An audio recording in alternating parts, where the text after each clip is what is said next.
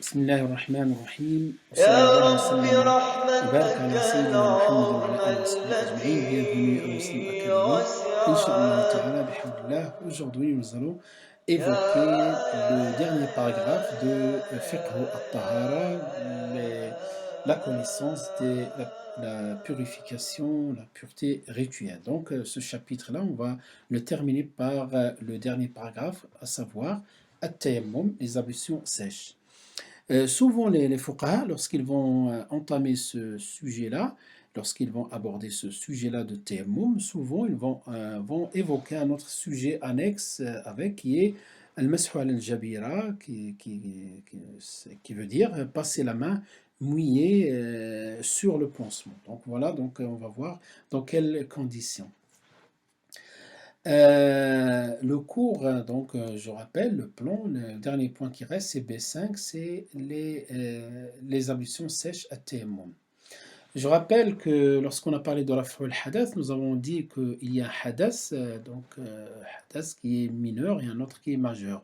Le mineur, pour donc raf'u al-hadath, pour la purification de hadath mineur, nous avons besoin de faire les ablutions. Et lorsqu'on est dans les conditions qu'on va citer, on n'a pas la possibilité de faire les ablutions, on peut faire at-tayammum dans ce cas-là. De même, majeur, pour ôter al-hadath ou al-akbar, le hadath majeur, donc il faut faire le ghusl, les grandes ablutions. Mais si on est dans les conditions qui nous permettent de faire, on ne peut pas faire par exemple al-ghusl pour des raisons qu'on va évoquer juste après, on peut faire at-tayammum. Voilà donc le schéma général pour démarrer. Maintenant, avant de démarrer, on va évoquer donc la légitimité de cette opération qui est at-tayammum. Donc, d'abord, on définit at-tayammum, c'est une purification, donc c'est une purification à l'aide de la terre en essuyant le visage et les mains avec l'intention de se purifier à partir de la terre. Ensuite, on va essuyer le visage et les mains avec une intention de se purifier pour accomplir la prière, peut-être le pèlerin pour faire tawaf, pour lire le Coran, pour un certain nombre d'actes. La légitimité vient du verset coranique de Sourate An-Nisa, Sourate les femmes, chapitre 4, verset 43. Allah subhanahu wa ta'ala dit ce qu'on peut traduire par si vous êtes malade ou en voyage, ou si l'un de vous revient du lieu où il a fait ses besoins, ou si vous avez touché des femmes et que vous ne trouveriez pas d'eau, alors recourez à une terre, Saïd, dans le Coran, Saïd en Taïba, donc Saïd, pure, une terre pure, et passez vos os sur vos visages et sur vos mains. Voilà donc la légitimité par rapport à cet acte, à cette action de tayammum. D'abord, le mot Saïd, le terme Saïd, désigne la surface. Donc, il désigne la surface terrestre, donc tout ce qui sort d'une manière naturelle de la terre et à l'état brut. Pour maintenant évoquer, c'est-à-dire dans les détails, comment on fait tayammum, d'abord on a besoin de connaître les causes. La première cause qui est, comme vous l'avez entendu dans le verset coranique, c'est l'absence réelle d'eau. Cette absence-là, il peut être compris, donc cette absence peut être expliquée par absence, pas du tout d'eau, ou bien une petite quantité d'eau, mais insuffisante pour d'autres actions, d'autres choses qui sont nécessaires pour notre vie, soit boire, soit peut-être pour la consommation de nos animaux. Et ben, cette petite quantité ne suffit pas pour faire les deux à la fois, boire et faire ces ablutions. Donc, on va privilégier le fait de consommer cette eau-là. Et s'il ne reste plus d'eau, donc on est considéré comme dans le cas où il y a absence d'eau. Par conséquent, on peut faire at-tayammum. Il y a une autre manière aussi, une autre manière de parler d'absence, mais c'est une absence assimilée de l'eau. C'est le cas de maladie qui est aussi cité. Donc, soit ça peut causer une maladie, ou crainte d'aggraver une maladie qui est existante, ou plutôt retarder la guérison, ou c'est-à-dire si l'eau peut provoquer des douleurs. Donc ça, c'est deuxième cause pour utiliser at-tayammum. Troisième cause, pour certains savants aussi, ils considèrent que le fait de craindre de faire sortir la prière de son temps légal, optionnel, c'est-à-dire vers la fin, parce que vous savez, on va évoquer ça dans le prochain chapitre, Inch'Allah, de la salat, on a un temps légal où Allah subhanahu wa ta'ala nous a prescrit à salat et il faut respecter, accomplir cette salat dans son temps légal. Donc c'est un intervalle, concrètement, c'est un intervalle du temps. Et si on est vers la fin, pour une raison ou pour une autre, et le temps ne nous suffit pas pour faire ces ablutions, voire ces grandes ablutions, ensuite prier. Dans ce cas-là, on peut passer directement par tayammum pour ne pas sortir la salat de son temps légal. Euh, Maintenant, comment faire pour passer aux choses concrètes? Comment faire at-tayammum? Comment faire at-tayammum? Premièrement, on va commencer par élaborer une intention de se purifier, donc l'intention, an-niya. Ensuite, dire la formule al-basmala, Bismillah ar-Rahman ar-Rahim, ou Bismillah tout court. Puis frapper légèrement de ses deux mains la terre pure, ça peut être la terre, sable ou la pierre. Donc vous voyez que la pierre vient à la fin parce que souvent on a peut-être la capacité d'utiliser d'abord la terre mais on passe par la pierre. Donc vous voyez que la pierre vers la fin lorsqu'on ne trouve pas de terre.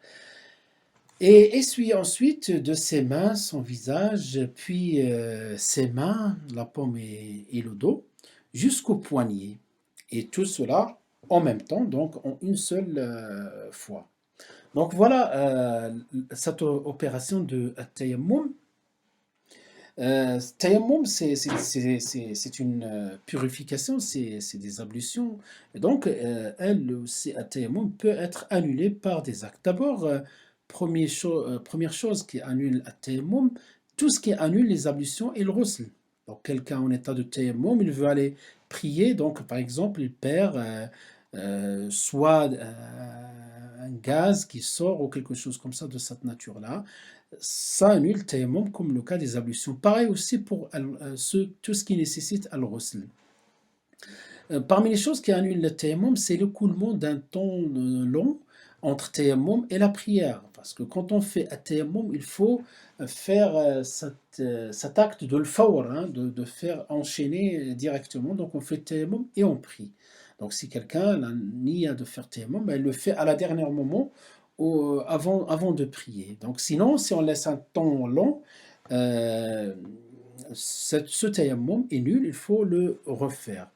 Ce qui peut annuler le tayammum, donc si quelqu'un dans la journée a fait tayammum pour telle prière, ensuite la prière suivante il a fait un tayammum, mais lorsque il va trouver l'eau avant d'entamer cette prière-là, donc même s'il l'a pratiquée pour la prière précédente, s'il trouve de l'eau, à nouveau, donc ça annule le tayammum, donc on n'a plus le droit d'utiliser tayammum, même si on a fait tayammum, on a, juste avant d'aller prier, on a trouvé de l'eau, donc on va faire nos ablutions comme d'habitude, et ensuite on va prier.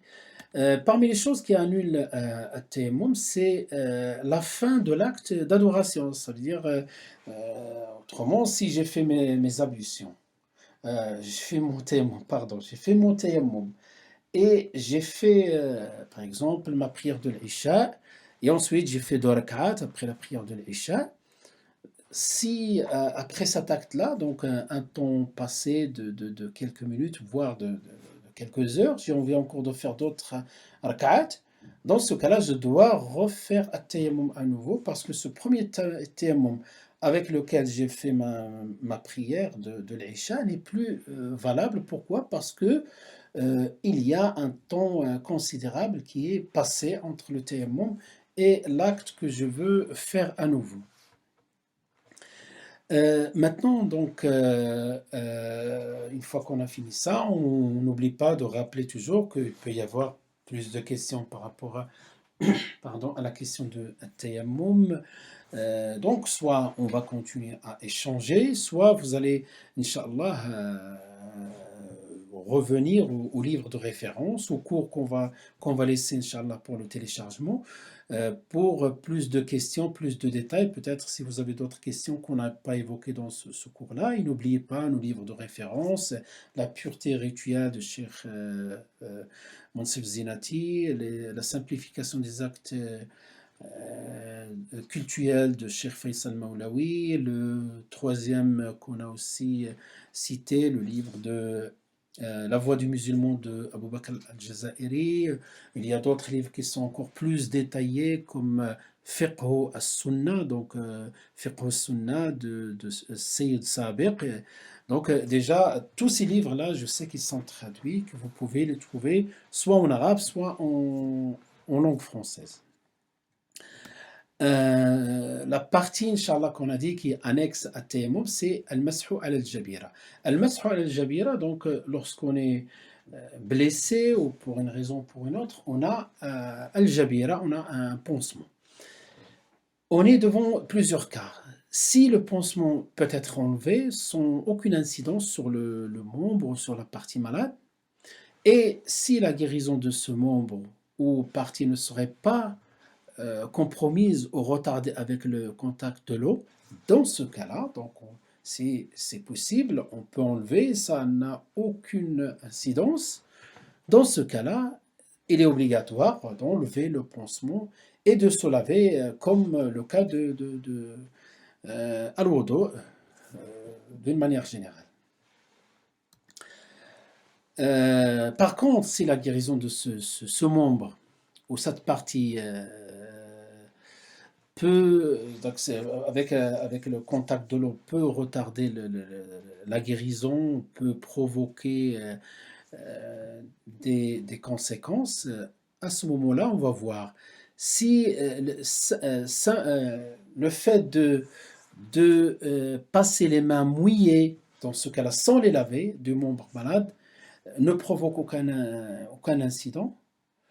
Dans ce cas-là, on passe simplement de l'eau, on enlève al-jabira, le pansement, on passe la main mouillée sur l'endroit et c'est tout par rapport à cette partie-là. Et le reste, on fait l'odeur comme d'habitude.